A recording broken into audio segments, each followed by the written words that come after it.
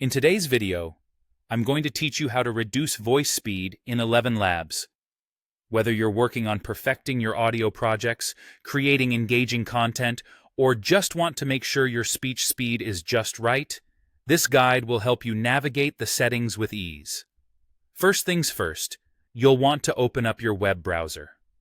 Make sure it's one you are comfortable with, whether that's Chrome, Firefox, Safari, or any other. Once your browser is open, head to the ElevenLabs website. Now, if you don't already have an account, you'll need to create one to access all the features, but today we're assuming you've done that step. Once on the site, locate the login button, typically found in the top right corner. Enter your credentials and click the login button to access your personal dashboard. Take a moment here to make sure everything looks normal and that you're where you need to be. Now, one of the key areas you'll be working with today is the settings sidebar. Usually, this can be found on the right side of the screen once you're logged in. It's your best friend for customizing and tweaking your voice settings to get just the right sound.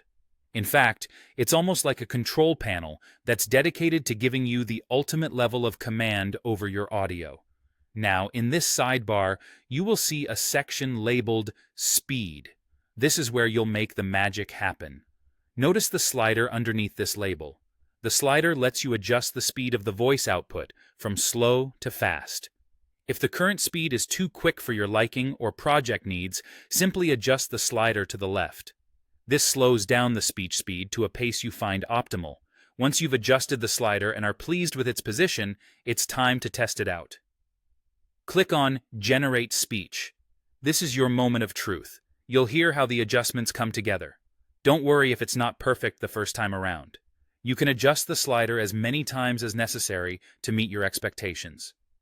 After generating and listening to your speech, if you're delighted with the result, you can proceed to the final steps. Choose to download the file if you want to save it directly to your device, which is great for offline use or further edits.